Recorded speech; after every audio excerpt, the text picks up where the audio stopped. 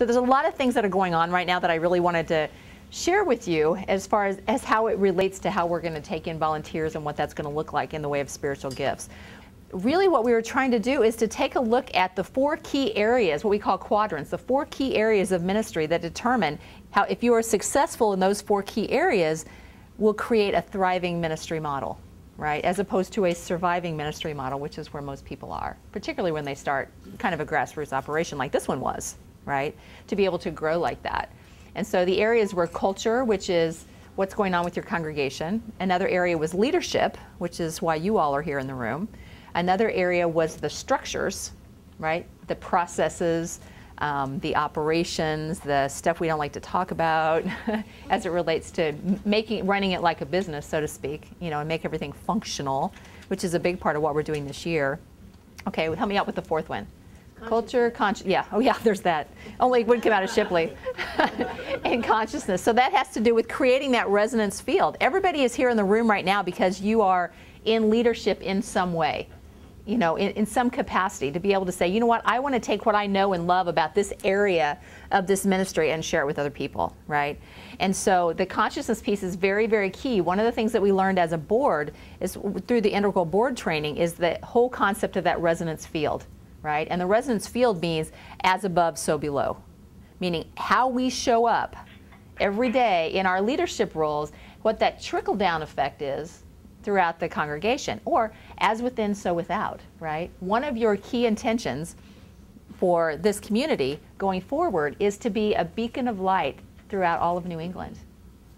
I don't know if you knew that, but that is one of your key intentions, to be a beacon of light throughout all of New England. So what that says to me is that you're wanting to send the message outside the walls of this ministry. Isn't that right? Mm-hmm. So in order for you to be able to do that, then the consciousness has to be at a place where when people walk in the door, they'll go, I'll have what she's having. You know, it has to feel like that. And you can't manufacture that. I don't care how much marketing you do. I don't care how many guest speakers you bring in. People know when they walk in the door how it feels to be in this space. Right?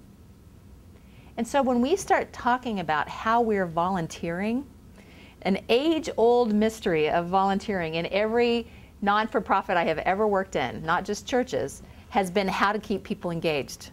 And bless you, Steve, because I will tell you it is the most thankless job in any administration, is trying to keep volunteers happy, healthy, rewarded, contented, where they want to be. Right? Very, very difficult to do. And so in most organizations, and what's really driving this work is that particularly, and we're just going to use the church culture because that's where we live right now, is that certainly in a church culture, the volunteer process has become just a process of just trying to keep warm bodies there because there are so many opportunities for engagement that as soon as we are, historically what we've done is that somebody says, yeah, I want to serve at the church, and we just pluck them in somewhere, right? Don't we? It's like, okay, we need somebody there. Oh, somebody needs to cook tomorrow. Oh, we need somebody at the creator. So we just start plugging people in, right? So it's like so the criteria for selection has been a pulse, right? For the most part, you know, going forward. And that's not a bad thing. At least you've got somebody there to do the work, right? But the whole concept of the spiritual gifts and why it's even called the spiritual gifts is because we are moving from a place, this is a huge shift that's taking place in our culture here. We are moving from a place of plugging in a pulse, really just like anyone who can fog a mirror, to really looking at what is this person's passion? Why are they here in the first place?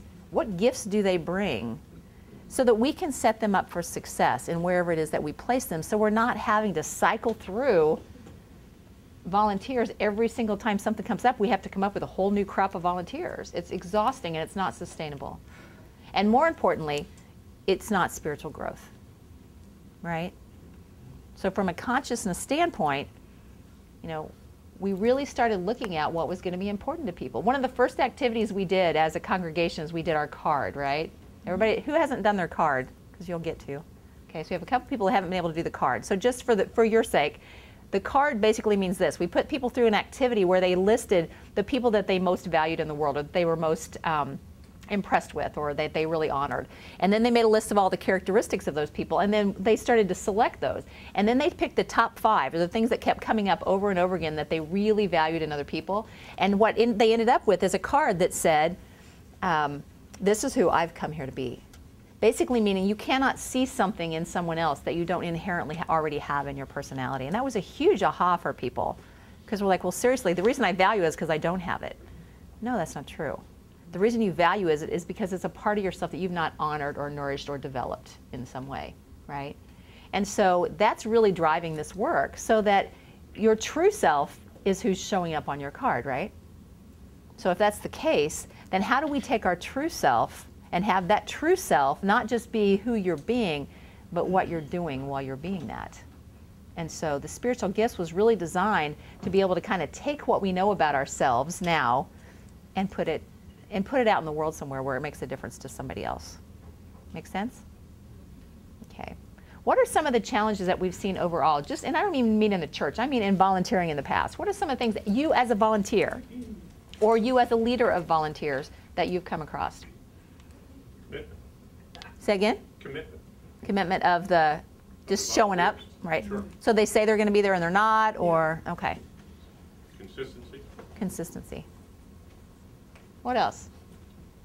Staying engaged long term, you know, how do you keep people motivated? Yeah. To want to be, So it was, continue to serve. Seems like people burn out. yeah, it was fun for a while, but I'm so done with this. Yeah. What else? So that's what we're seeing in other people. What about, go ahead, Annie. I think one of the challenges is, what are we doing for our volunteers to help them continue to grow? How do we nourish the spiritual life of our volunteers so they continue to want to volunteer? Yeah. Because we do burn them out. We expect too much of them, but we're not nourishing them and making, feeding their desire and their passion. Right, and what it boils down to is, think about something that it is that you volunteered for, that you're, you know, when you get the phone call and you're like, tell them I'm not here. You know, I mean, there's things like that in our lives, and we talked about this morning. I have a girlfriend that skins chicken for the homeless people, right? And so every year I would go help her skin chicken. I'm telling you, I can't hardly gag. I mean, I gag when I see a chicken. I can't skin a chicken at my house. Why would I be? But I would do it for years because she kept calling me and asking me to do it. And so finally I got to the point where it's like, why am I doing this? This is not mine to do in the world. And so, but I also volunteer for the Women's Employment Network, which is an organization in Kansas City that helps women who have been either in battered shelters or drug situations or homeless move back into the workforce. And I have done, for almost 18 years, I have done self-esteem / visioning workshop for them right at the end as they're graduating from their 5-week course. And I would do that. I'll do that till the day I die, as long as they'll let me keep coming back, right?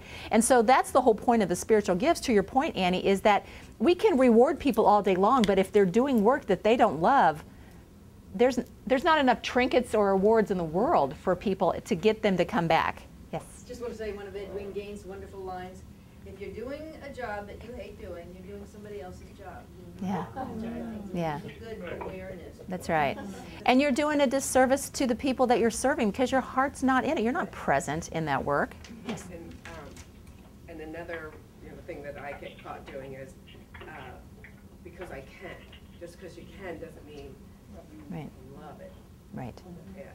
And we catch ourselves doing that in every area of our lives. We do that in our social lives. How many times have you just gone out with friends just because you didn't say no? You know what I mean? I played sand volleyball for almost 10 years, and it was so much fun. I love it. I love sand volleyball. But I started playing with my husband and 3 other couples that we knew, right? So it was like a way for us to kind of hang out and, you know, just be active and have fun. So we would do that. And then when we divorced, then I brought some guy from work that I barely knew, right, in the IT department or something, because he was good at volleyball. So he came in and he started playing volleyball with us. And then another couple moved out of town, and they sent some people that they knew from their church. And the next thing you know, I've been playing volleyball for almost 10 years. And this group of people, when I asked myself the question, and I would go there and this is a Friday night, mind you, right? Every Friday night, as a single woman, I'm playing volleyball with these people I barely knew. And so as I was driving there, as much as I loved the sport, I remember thinking to myself, if I were going to pick who I would spend every Friday night of my life with, would it be these people? And the answer was no. I mean, they're nice people, but it's like, I don't want to do that anymore. But it was the biggest aha moment for me, because I finally was like, but why did it take 6 years for me to get to that point? Because we are such creatures of habit. I don't care how right-brained you are. Once you get into a groove, you start to do that. And in the volunteering, it's the same kind of thing, is that sometimes people will get to that point that Rhonda was talking about, a burnout. They'll keep showing up, but only physically. right? And so that's not in service to anybody either. So they'll just keep showing up, but once they're done, they're done. And so what we tend to do, as far as we have these go-to people, right? And I've seen that happen in this community and in others, where the people have come to us and said, I don't want to do this anymore. I love this community and this is not mine to do. And we're like, oh yeah, we'll get back to you on that. You know what I mean? And so it's real easy when they are so good at it and you've really learned to count on them in that role, that we haven't set up any structures for people to evolve to the next thing it is for them to do, right? They know it, we just aren't quite ready to let them go yet. And that's how we fry people, right? So that's exactly what happens. So we have to start looking at that. One of the examples that I'm going to see if I can find a marker over here. One of the examples, you were in charge of these, Lou. So let me show you an example of what I'm talking about. The board may have seen this before. Sorry, Ellen. Okay. Okay, so let's just assume for the sake of simplicity and so I don't have to draw it, this is a person. Okay? It's a canister. This is a person. This canister is a person, right? Kind of shaped like me. Okay, so if you so let's just assume that a person's capacity for any kind of performance is the whole person, right? So here's our capacity for whatever it is, to engage, to perform, to be active, to be involved in a relationship, whatever. And let's just make the assumption that this much of me, let's just say, is showing up. Okay, so this is the performance piece. I'll call it, we'll put it there. Performance means if I've come in to volunteer, then I'm at this place, right? So I have the capacity to do this, you've seen me do this, right? But lately, I'm kind of doing this, right?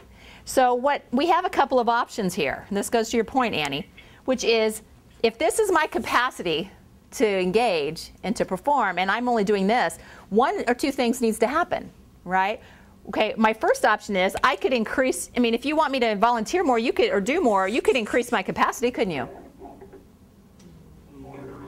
So, or increase my capacity down here, which means you could get me to do more. And Beth, you're a good example of this because we get you to do everything because you're so good at everything. So it's like, ask Beth, she'll do it. She knows that, we'll ask Beth. And so it's so easy to do that. So what we do is we figure out we know who's really good at that, and so we'll just keep asking the same people to do it over and over and over again, don't we? Right? So if that happens, you can only increase Beth's capacity for so long before she's done. Emotionally, physically, she's exhausted. Right? Jane? Right? Okay, so that's what starts to happen. So if this over here, though, if I'm not showing up here, sorry, Rhonda. So if there's capacity here, then what's happening up here in this particular area is what I call interference. It doesn't mean I don't have the capacity to do it. I can do it. Okay, so the kind of things that show up as interference for volunteers or for people in their lives are, first of all, competing priorities, right? I got kids, I've got a job, so interference could be that. Interference could be, oh, there's a rumor going around the church, and I'm not sure if that's true. And so interference could be negative energy or toxicity that's floating around that's keeping me from performing at this level because, like, oh, I heard so-and-so is going to be there, and I don't know. You know what I mean? So that's interference. All right? What are some other ways that interference might show up? What would keep people from showing up completely? Communication, there's breakdowns. They think they're doing A, and it has shifted to B, C, and D. Yes. And they think they're doing A. You bet. We were having that conversation in our board meeting, is that being very explicit about what we're requiring of people, and that's going to show up in that sacred service piece that's going to come the next time I'm here. So that's a very important piece of it, getting very explicit about what we're asking people to show up for, which we've not done a good job of in the past, right? Oh, and you know what else we do? Then when we do get explicit, then we change it and we forget to communicate that. Yeah. So Sheila knows what she's doing, but nobody else does, right? Well, I'm just thinking of, let's say we change the role of Sunday service That's right, coordinator. Sheila. If we don't tell all 5 of them, they're not playing from the same, it's not the same playing field. Exactly. And that's this is the piece in the structures area of the quadrants that we're talking about that we hate so much in this community because we're all cultural creatives. That whole creating processes and documenting stuff and doing ops manuals. Oh my gosh. But this is the piece that I will continue to pound until my last breath is really helping you understand that once you create these processes and you get these systems in place, once that happens, the interference goes away because nobody's unclear anymore. People know what they're supposed to do. They know where they're supposed to go. They know who their point of contact is. They know how long this is going to take. So being very explicit is one of the most important things we can do for our volunteers, right? So that's the piece that's going to show up in this overarching. In fact, if you look at page 7 in your, I think it's page 7. Yeah, it's where at the bottom there's a little diagram that says spiritual gifts. Okay? Spiritual gifts shows up in a couple of different ways, right? It shows up in how we're developing ourselves spiritually. And then it shows up in how we're showing up, right, for where we are in service. So if one of our options is to increase the capacity of somebody, and that's what's causing people to, like, you know, be actively engaged and then just fall right off the radar, you know what I mean? That happens on the board a lot. Not this board. It happens, well, it happens on every board. It's not uncommon. It's very common, in fact, particularly in a church, for someone who's been on the board that after they get off the board, they quit going to the church. Yeah. Isn't that weird? Well, how many do we have? Yeah. It happens all the time. Why do you think that happens? We have part of it. Yeah, part of it. Well, they talk about that in any church movement, is that once you've been involved, you kind of lose your innocence around that. But the truth is, we've increased that person's capacity to give and give and give and give and give. And once they're not there and they're not in a leadership role anymore, they don't know what their role is anymore. Well, I was going to say, like Beth, if she, I'm not using you as an example, but when you were using her as an example, stretch her capacity. Yeah. So if the rubber band got so tight, they're like, there's not a point of enrollment for me that's small that I can manage. As Yeah, I can't just show up and go to church and, yeah, there's an expectation of them that's huge. They have this big band of enrollment, and they really want to bring it down because they want to balance. Let's pretend whatever, they're going to start a new career. Yes. Then That is a beautiful example. I'm going to use that. Can I use that? The other example that I have that I thought did really well is Judy Hazer. She knew she was done doing hospitality. She transitioned really well, and she's able to come to service without getting busy. In, you know, in a place. But I think it's also because you took it over well, and so that there's not this gap that she has to. Perfect. Feel. And what she did is she found someone else who has that as a gift, right? That's a gift you have. I just ate. I know it is, right? That is a gift that you have. But if we try to get somebody to plug somebody into that in the meantime, it wouldn't necessarily be their gift. But I think, isn't it more related to, or very much related to, a person's boundary and them knowing themselves? Because if you get to a point and you're overstretched and overstretched, and you don't have good boundary, then you get frustrated and you get burnt out. But if you're doing something you love that is your spiritual, you know, passion, right? Then you can, and you have good boundary. Then I mean that's. Yeah, and I think that's an assumption too on your part, Steve, that people have good boundaries, because a lot of them don't. That's kind of an Yeah. ingredient, isn't it? What's that? That's pretty important. It's a very important. Yeah, I mean that keeps me in business, but. How can you know your spiritual gift and act on them if you don't have good boundaries? Well, and that's where people sometimes will get in trouble if it is their gift and they love it so much. It's hard to draw that boundary, but your point is, hold on to that because I want to keep that point. Even with Judy, she had a good boundary. She let us know 6 months ahead of time. Right. She had a really, Well, but that's until right. she had a physical limitation where she could not perform anymore, that's how she got an excessively good boundary. She just couldn't. Right. She was having knee surgery and she was The flat boundary out. was given to her. Right, but so she had let us know for, I would say, a good 6 months. A long time. I'm all done here, find somebody to replace me, I'm all done, my band is stretched. Right. I have it wasn't her lack of boundaries. That was our comfort level with letting her go, right? And So so that's what was happening there. Yeah. Judy was ready to go 6 months before she actually had her knee surgery. Yeah, she was took us asking, a long yeah. time before So- that to say. So her band, let's pretend her rubber band's really stretched. So she says, you know, I want to shrink my rubber band back because I'm going to have knee surgery, I'm going to have these things. She gave us plenty of notice. Sure. And Beth, when you gave the illustration that she can come here because she has an actual limitation. I can't do what I used to do, and she knows that. Right. And until that knee surgery actually happened, we held her to that position until we found Mary Ann and it all worked itself Right. out. But she was long. Yeah, ready to that's a go. perfect example of what's going on here with stretching that capacity. So the other option, go ahead. But Cindy, why do we have to stretch people? Why do we have to? We don't. That's where I'm going. Getting involved with the interference, making the interference less. That's exactly where I'm going. Thank you for that, Lou. Did you have something you wanted to add before we went there? I was just gonna say, I mean, like, that's a perfect example of her inner no was speaking up 6 months ago. But because she didn't honor it, she had to create a physical experience in order to say no. And I just want to, like, I hope you're going to address this, but we as leaders, I think it's important to encourage people to say no. Like, one of the things I teach people in Unity Basics is, this is a community full of needs, and you got to figure out what's yours to do. And don't say yes to the stuff, right? I remember you and I had a conversation about that. Don't say yes to what's not yours to do, because you'll rob someone else of their That's right, the opportunity. That's exactly right. And you're going to also burn out, and I don't want that for us. You know what I mean? So I think, and it's the difference of coming from lack or knowing that all our needs are going to be met if only we honor all our yeses and honor all our no's at the same Right. time. Beautiful description. And so, yeah, Leslie? Well, I just wanted to say something about the people leaving the board and then maybe leaving the church or not being as involved.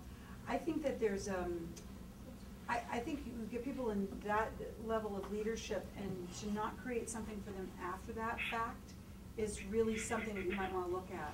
Because it's you're so intimately involved with the church, and you're so committed, and you're giving so much of your time. And I've seen this in some of our other board leaders. They leave and they don't. It's a very hard transition. And I think we should create something. Like an advisory board or something? Something. Yeah. Let them some place to put all that energy in. Well, and that's an option for them as well. As you're leaving the board, think about what that might look like. But I think the point that I want to get to right away is what Lou was just saying, which is you have a couple of options here. The option we have utilized in the past is increasing people's capacity to the point that they have to injure themselves to get out of volunteer work with us, right? So we don't want to do that anymore, right? That's not productive for anyone.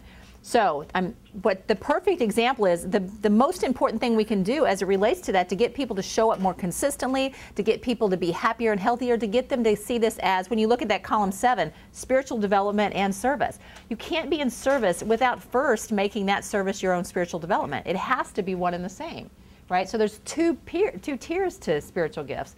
So if we can reduce the interference to this, and that's all we're dealing with. Everybody, there's always going to be interference. There's always stuff we've got going on. There's always wars that are happening. There's always weather we have to concern ourselves with. Our kids always have needs. We have parents that are aging. There's always interference, right? We have our own self-talk we have to manage. However, if we can reduce the interference, I'm showing up all the way up here now as opposed to this, little area up here. Right? So the important thing to keep in mind as we start working with volunteers is that in order to reduce the interference, we have got to reduce the number of objections that they have about what it is we're asking them to do. Which takes us right back to what we're talking about here on the spiritual gifts, right? So if we go ahead and refer to our notebook, let's go ahead and go through some of that. Ellen, can you put your phone on mute? We're getting a lot of feedback from your phone. Really? Okay. I think it's just a really sensitive mic. Before I do, can I ask a question?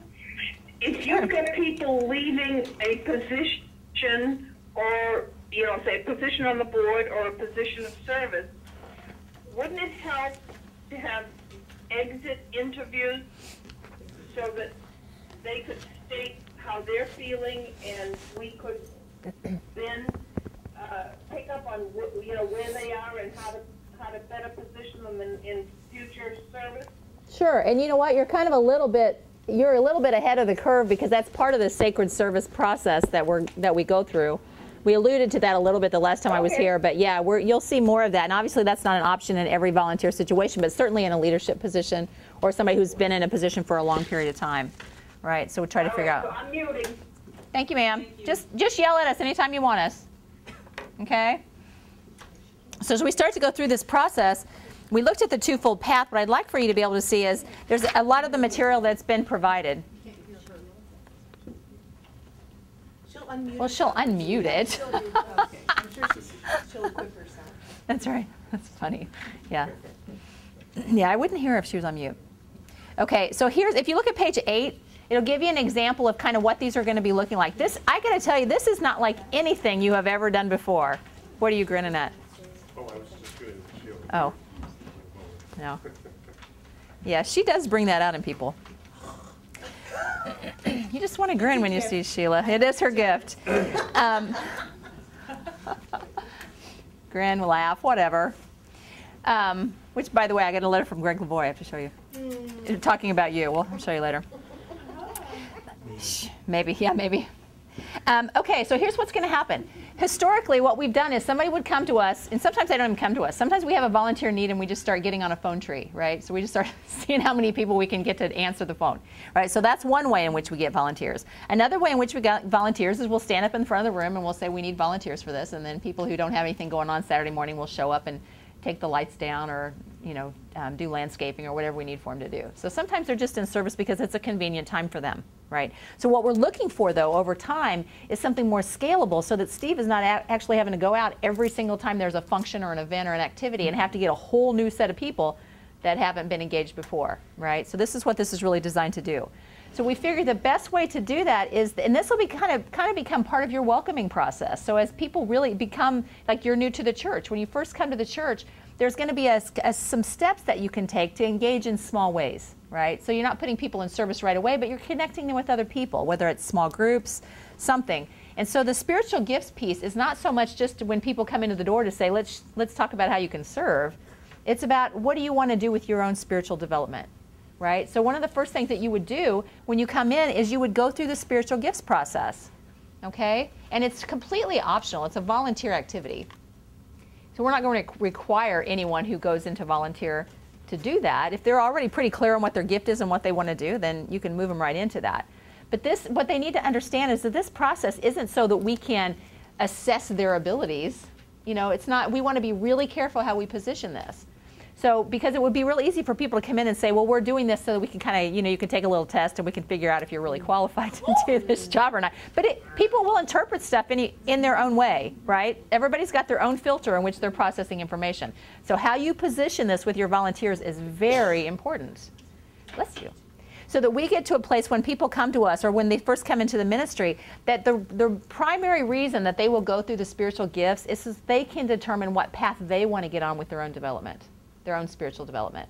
And it also allows them to have touch points with other people in the congregation without being thrown into hospitality and having somebody come up to them and make fake conversation if they are not prepared to do that, right? Not everybody's comfortable with that, right? And so what it allows them to do is to be in a groups, and you'll see here, made up of small groups, no more than 8 to 12, and sometimes you may only have 4 or 5. Because think about it, how many of you have been involved in small group activities within the church? Like where you just get together with 4 or 5 people. How is that different for you? How does that engage you in a different way in the church? More intimate. Yeah. You're actually having relationships with these people, right? Yeah. Right. So why is that important when you're new to a church? Say? You feel connected in. Yeah. See, at least you got 2 or 3 people that will make eye contact with you, right? Yeah. Right. What Also other people talk- believe, if Yeah. you hear, hopefully, or something engaged you when you first came or heard about, and then you can go deeper with that and find out how Exactly. you align with what's being offered. And what's beautiful about this, Patty, and the way in which this is managed is that in the conversations that take place, it's not like a leader from the church comes and leads this. It's self-facilitated. So there'll be somebody that will be leading these through, but it'll be one of the people who is going through this on the journey with you. So you're having this journey of discovery with a handful of other people, as opposed to me coming in and facilitating this. And we could do that. You could have somebody that facilitates these, but you have a built-in peer group. That's exactly what it is. You are really on a roll today. I'm glad this is being recorded.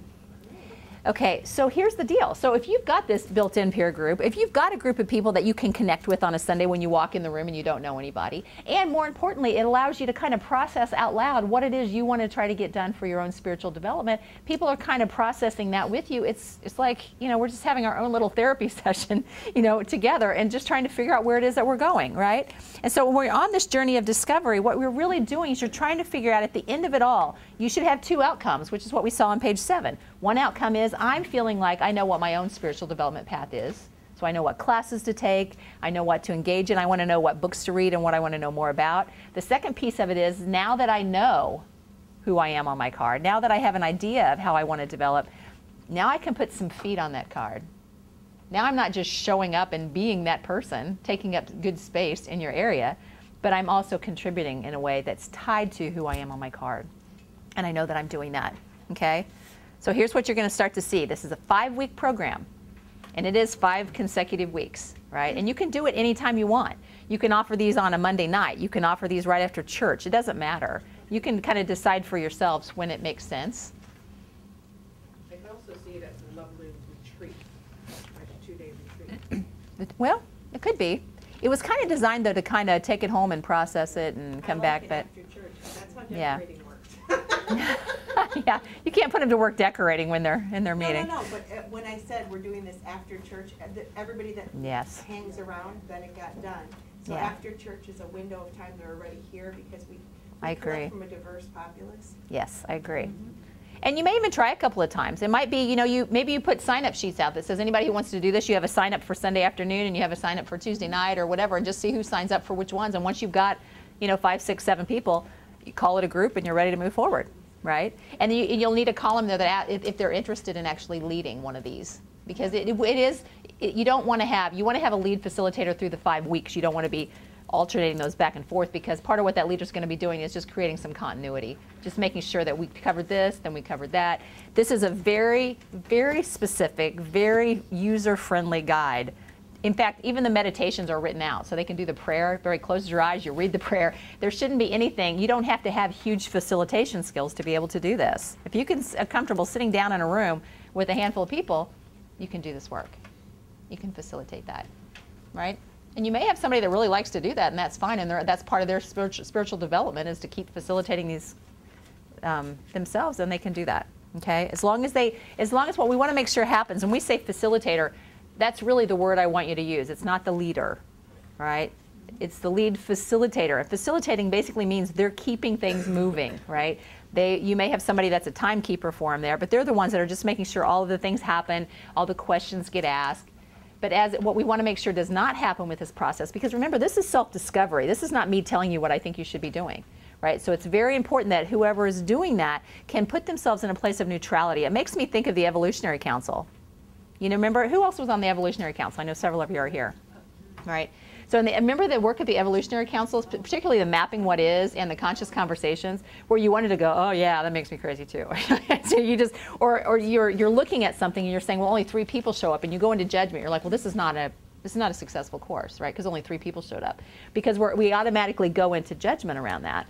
But when you're facilitating this isn't about you, and it isn't about your outcome. Right? It's really just an opportunity to stay to a place of neutrality where you can just say, all I'm really doing is facilitating the dialogue. You know, you can keep it from turning into a bitch session. That you can do, right? You can keep it from spiraling down somewhere where you don't want it to go. You can keep it from going off topic. Okay, let's come back to the question. So that's really what the facilitator is designed to do. Okay? So that's a key piece of that. So you look at the roles and responsibilities of the facilitator. I'm not going to read this to you because I suspect you can do that.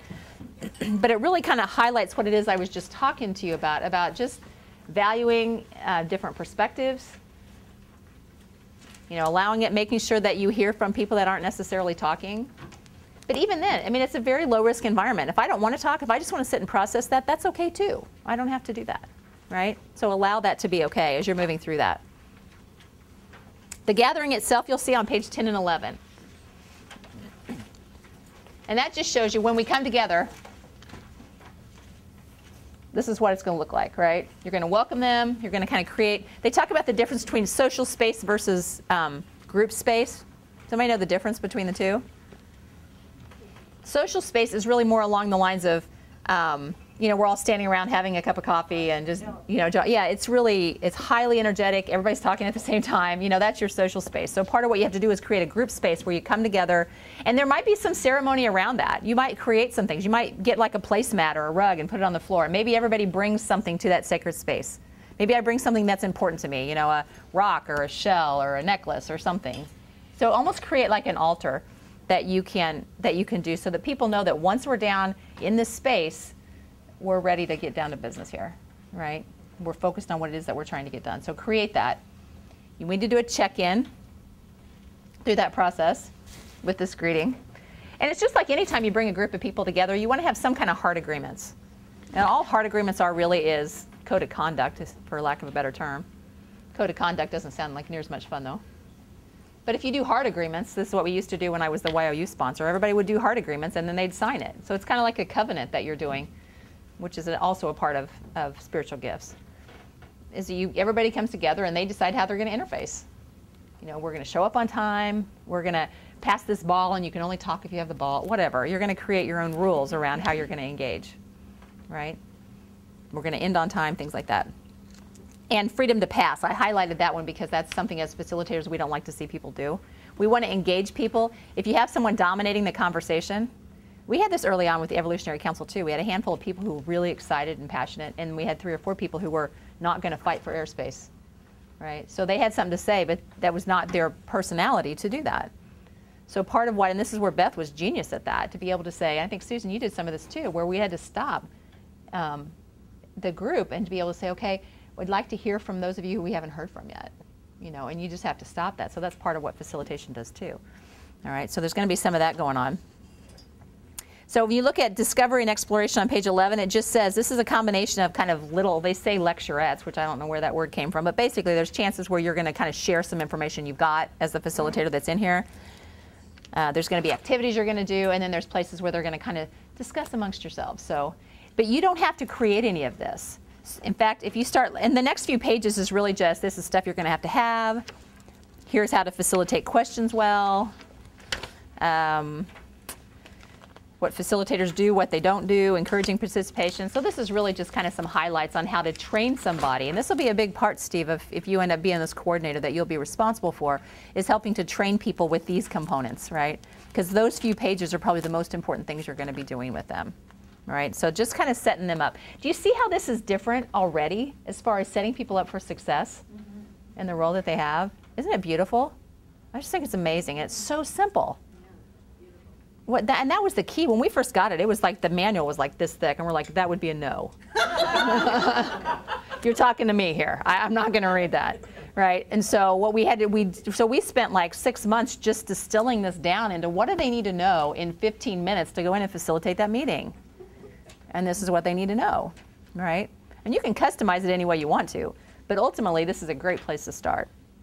So that we're all, so redirecting strategies is also a facilitation technique. So when you get to page 17, we're into the sessions.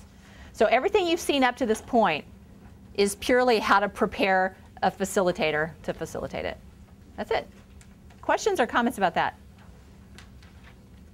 Okay. Can I share this with another church yet? Not yet. After the pilot you can. Yeah. What we need to do is pilot it here and see how it goes. And then when you've had some success, then we will absolutely be sharing that with other churches. Yeah, you will. Do you use our feedback then to change it? Or yes, we absolutely will. That's the whole, yeah, in fact, that's the nature of this whole pilot. We've used so much of your feedback already to change and alter things. There's so many things we would do differently next time and will do differently next time. And so when it's all said and done, you'll know what those things are too. You'll know what those changes are. Okay. One of the first things we came up with is we do art and practice be a requirement of the program before we ever start. That was one of the things that would be really helpful. Okay. All right. So session 1. I'm not going to go through all of these specifically, but I want you to see what these sessions might look like. And I do want you to know what each one of them are because there's really 5 things you're going to go through. The first step is a step that most of you have already been through, which is establishing your card. Right? Because that's one of the first things, because you've said that that's an important component of how you want to operate as a culture, was with the art and practice tools. One of the first things they're going to do is they're going to identify who they are, who their card is. Because that's going to be kind of like your intentions and your objectives and your mission and your vision and all that stuff, is that as they're going through this process of spiritual development, they're going to tie back to that card and say, does it help me be more of these things? Because that's what I want to do. I want to show up more as on this card. And so every piece of development they do over this 5-week and whatever they volunteer to do in the future should support what they've got on their card. Make sense? Okay, so this is going to be the first process. And if you just look at the kind of the layout of it, what you're seeing here is you've got an intention. This is why we're doing this first session. You've got an objective, which these are the things that are going to happen as a result of this. Here's the materials you need. Here's your welcoming prayer. Here's the activity we're going to do. Here's our group agreements. You do group agreements on this first session, so that's when that comes out. Then you've got activity number 1. Who have I come here to be? That's when you're actually doing the card activity. And we're flipping on through here. We're on like page 20.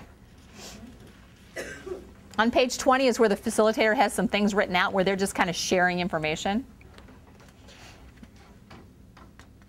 And what you're seeing here is here's what you want them to say, and then there's just kind of some notes around why they're saying that. So the first one's fairly lengthy. And then on page 23, you'll see the second activity, which is the unfolding of the story, and that's when they're going to do another activity sheet around that. But all the facilitator has to do is just to read the outline before they go in there, and then they can keep this with them. They don't have to memorize this. You walk in, you sit down, everybody closes their eyes, you read the prayer, you know, I mean, that's what happens. And then you get to the second piece of the activity, and you can read the instructions of the activity to them. They don't care. What's the suggested duration of the session? I think that actually was up front. I think they're 2-hour sessions. Let me see if I can go back and find this. I think it's a 2-hour session. See, 5 weeks. No, hang on, let me find it here.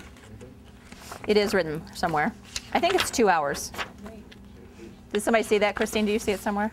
No, I'm just looking at unfolding all our story. I think it's under, you know what, it is in here. I just got to find it. I think it's a 2-hour session. Because the 2 hours includes everything. That includes all their activities and what they have to leave there with, and also a checkout. So at the very end, you give everybody a chance to check out and kind of see where they are, what they gained from it, that sort of thing. So you'll see activity number 2, and that's the reflection time I was talking. And this one actually has 3 activities. So where do you feel the story in your body? And then they do see, it even shows here, get this Karen Drucker song, download it from the internet, play the Karen Drucker song. I mean, it could not be any more self-facilitated. I mean, it's so simple. It was originally started with myself, some consultant guides, Kelly Isola. I don't know if you know Kelly, but she's really sharp. And then it went back into Unity Worldwide, and they edited it and did some stuff too. So it was a compilation. But Kelly is the one that really started it, the process, because we started this process a long time ago. So, and then you'll see there's reflection time where everybody gets kind of a review of the evening, and they ask him a couple questions. What was the experience like? What surprised you? What did you learn? And what additional work do you want to do? Now here's the action item, right? So this is why you want to take a little bit of a break. Oh, Beth is not with us. Oh, there she is. That's why you want to take a little bit of a break between these sessions, because you want to go out and put some of this into action in some way. And it's because part of that is what you're going to bring back to the table the following week. When you check in, you're going to be like, well, here's how this showed up for me this week. Okay. And then session 2 is the life story and the path. So once you've created your card, you know what your story is, then you're going to use the experiences of our lives to help identify kind of your spiritual path. So it's kind of like the genogram we did for the church. You're like doing your own personal genogram, kind of, is what you're doing. And those of you who weren't here from the beginning, the genogram is where we went through kind of a timeline activity and really looked at where changes took place in our lives, kind of what triggered that. It's a really interesting activity. All right. So the first activity you'll see on page 28 is where you start to create the timeline. And the activity number 2 looks like more of a cut and paste. Oh, where do you see, do you see any patterns in your life story? This is very similar to what we did with the genogram, only it's for you personally. So if anybody was involved in that. Okay, and then you move on, you see all the meditation, the reflection times, good questions. It's all facilitated. Session 3, page 33, is where we move into the core values and life purpose. And the point of this particular activity, what you've learned from your stories and life path, you're going to identify your values, and this is where you're going to create your own personal mission statement. I mean, this Stephen Covey was talking about this 10 years ago, 15 years ago. Remember how important it is to have a reason you get up in the morning? How many of you already have a personal mission statement? It's not really a test, but how many of you remember what it is? Good. I just think it's, when you start, in fact, one of the things, I know several of you just went through some succession planning stuff with some training and development, that sort of thing, and one of the things that he talked about is having maybe the board should have their own mission, or maybe your leadership group should have your own mission, maybe this volunteer team should have its own mission, right? So it's conceivable that you could do that, but the important thing is that when I look at my mission, then that's going to help me make decisions in my life. So mission, vision, values, goals, things like that. I remember when I was an executive coach at Sprint for several years, and I think our mission as a team, and I'm going to challenge my memory a little bit, but it was something along the lines of that our mission was to coach individual leaders to increase leader quality, to maximize business results, or something like that. But it was one of those kind of things. But people would come to me because they know I've done this different work in the past, and they would say, well, can you build a customer service curriculum for the network group? Can I do it? Yeah. Does it help me build leader quality to maximize business results? Not so much, right? So I'm talking about a individual contributor group here. So I'd have to decline that work, even though I could do it.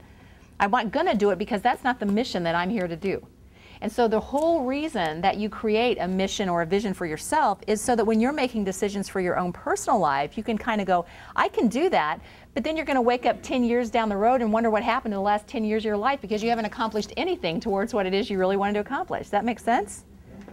So this is the beautiful thing about this. We can call this busy work if we want to, but the bottom line is if you know what your mission is as a person, and you can put that in front of you every single day, and it drives your decision, wow, think of the life you would have.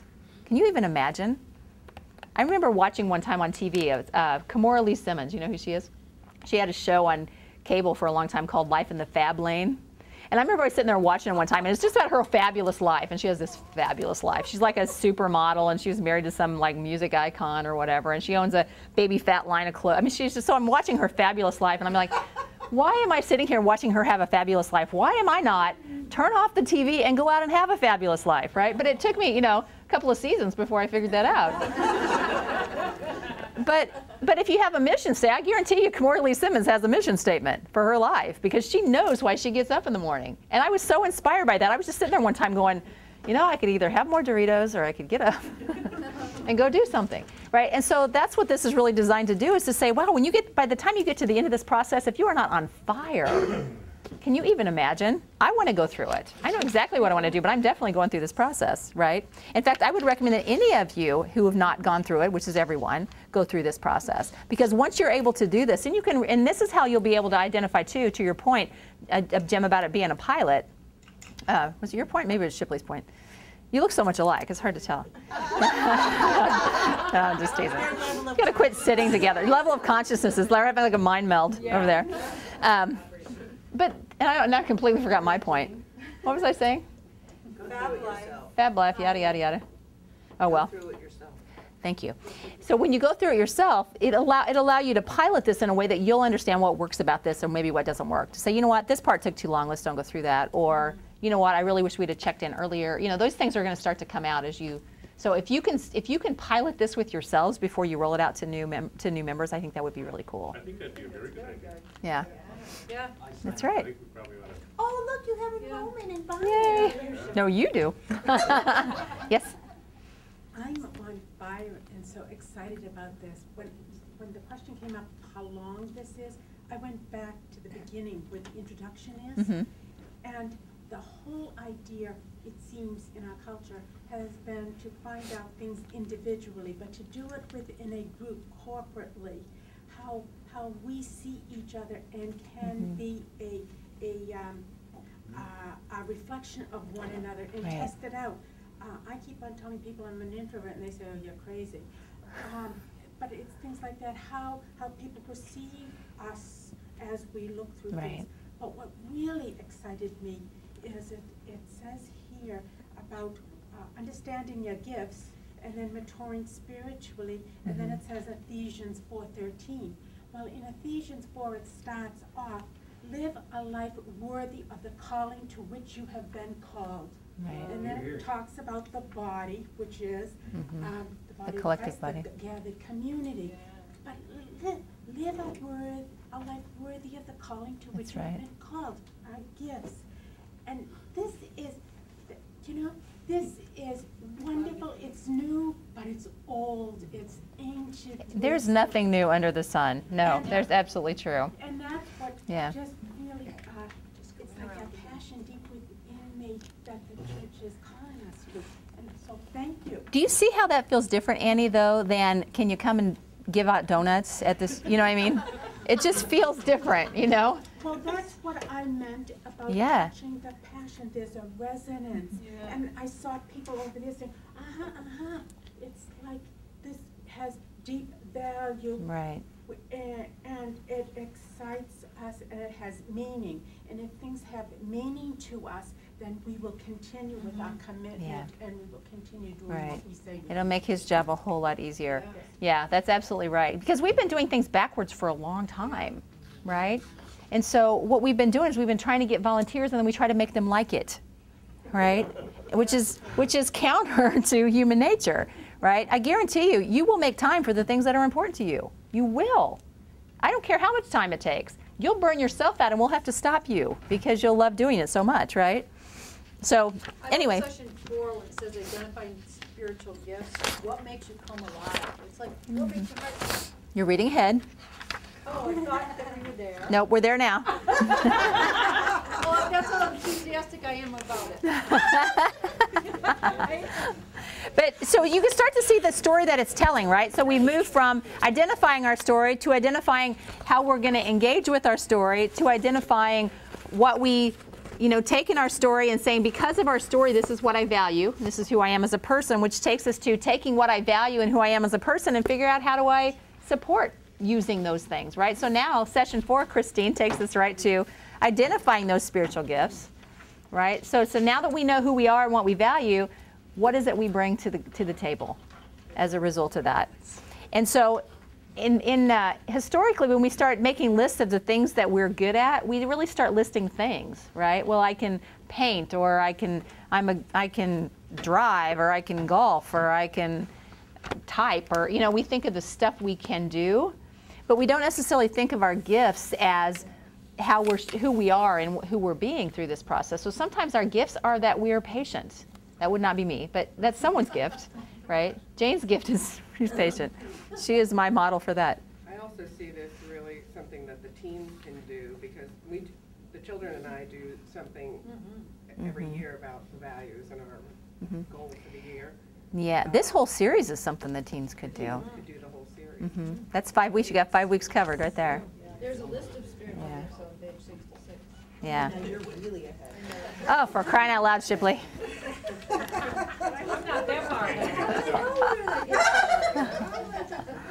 That's true, we are. That's a great example, though. Like centeredness and like assisting, something like assisting. We have been taught since the beginning of school, since the beginning of time, that we are supposed to be in leadership. And so for some people, being in leadership is not their gift, and they don't enjoy that. So being an assistant in some way, or to be able to assist in a process, is very often someone's gift, right? It's my gift. So many people really, but we haven't learned to reward that. We reward our leaders because that's who's visible for us. It's not that we aren't rewarding people that are behind the scenes. I mean, we do that on occasion. But as we're deciding gifts for people, our initial reaction when people are going through and saying, I'm good at this, I'm good at that, is to think, well, you could lead the folding team, or you could lead the green team, or whatever. It's like their gift may not be to lead a team at all. Their gift might be to create spreadsheets for that team, which would also not be my gift, right? Thank God there's people that do that, right? But as you start looking at, it's not on the list on page 66, but those are the things you have to be looking for. As people start to say, this is what I'm really, really good at, there are ways for them to engage in ways that we don't necessarily have a place to slot them in, right? So what we historically will do is we'll say, well, these are the positions we need to fill, and we'll look for people to do that. But this allows us to be able to figure out what kind of strengths do you have within your congregation that could support something magnificent you've never done before. Do you see? Dramatic difference. Not that you need something else to do, but if you've got someone that loves that, that's passionate about that, it's kind of like your goal champions. You don't have to do it. They'll do it. All right? Yes? Which really, really means that there may be some things that go undone. Could be. Now, define what you're thinking. Tell me what you're thinking about that, Lou. We want a particular program to happen. Yeah. And if there's no fire whatsoever, except for the person who brings up the idea, yes, I do come across a lot of people with the ideas. Right. And there's not an interest, let's say, in carrying out that idea.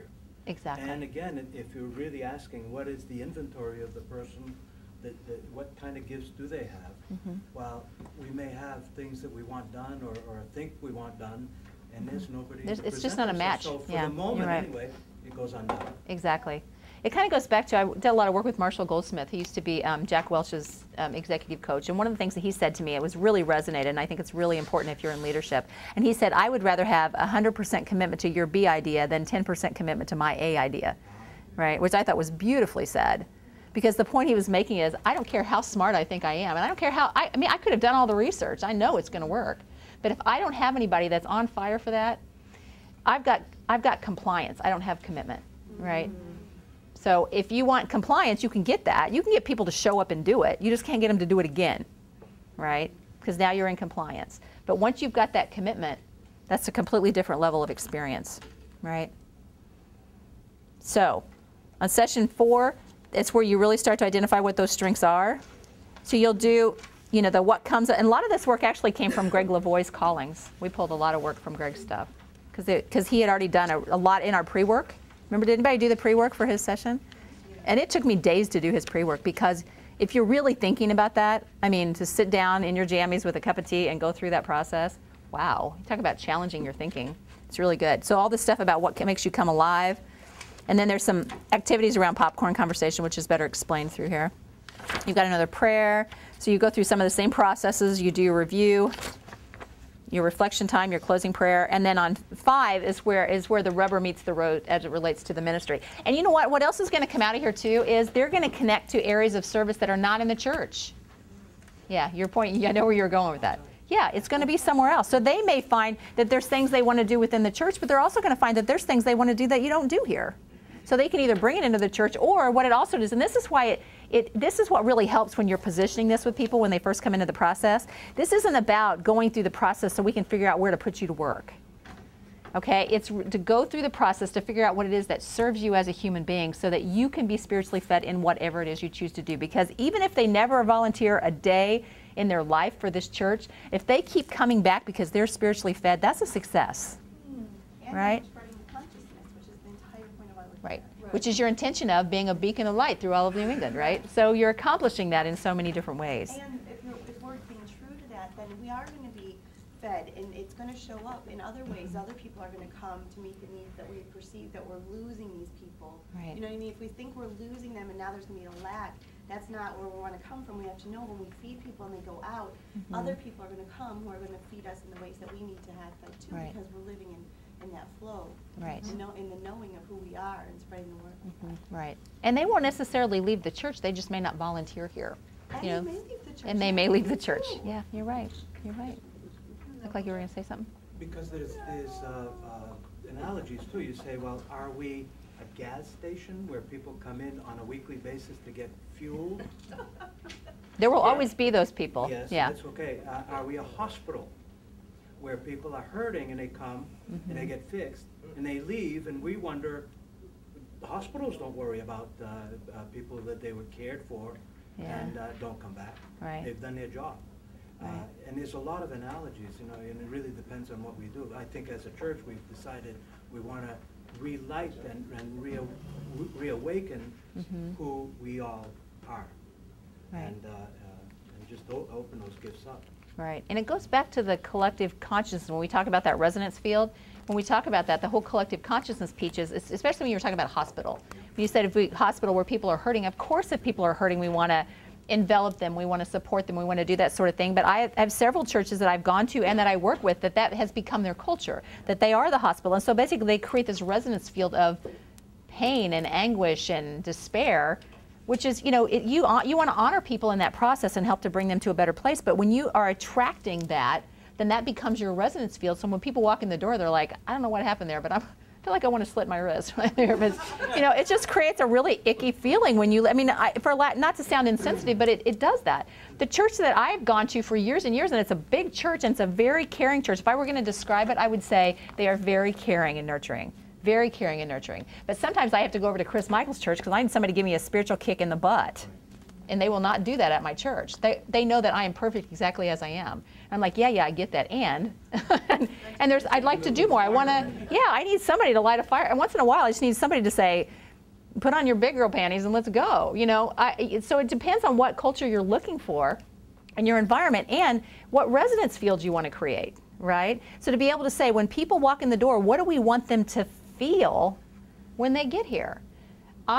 There's certain churches that you walk into and you're just like, I don't know, I don't even care what they say. I just want to go and breathe their air. You know what I mean? And then you leave there, and that's the way I feel when I go over to Chris's church. I leave there, and I've gone to several churches like that. Roger Teal's church in Mile High over in Colorado is like that. Mary Omwick's church is like that. This church is like that, right? So you have a good day, you walk in, and you know it's going to be a good experience, right?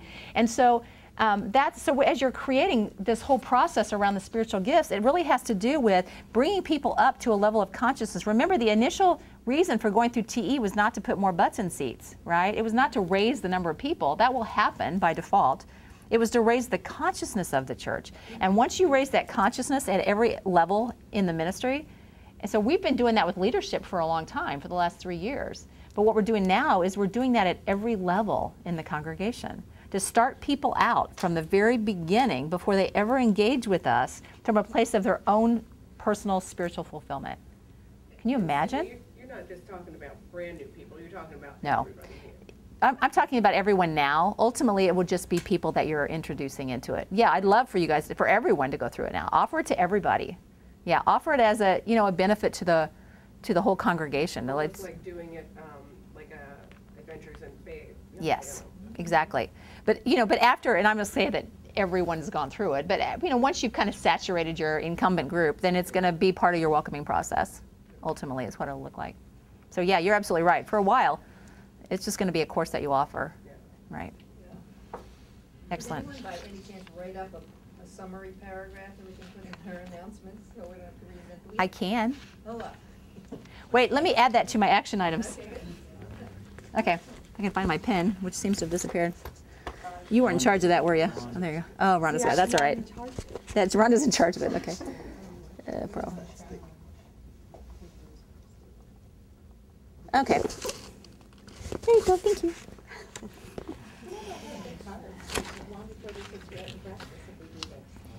And then the final piece is taking what you've done up to this point in this last 4 weeks and figure out how do I take these gifts that I have and support the planetary growth as a result of that. So sacred service really comes into play here, right? So at the end of it, it is about sacred service.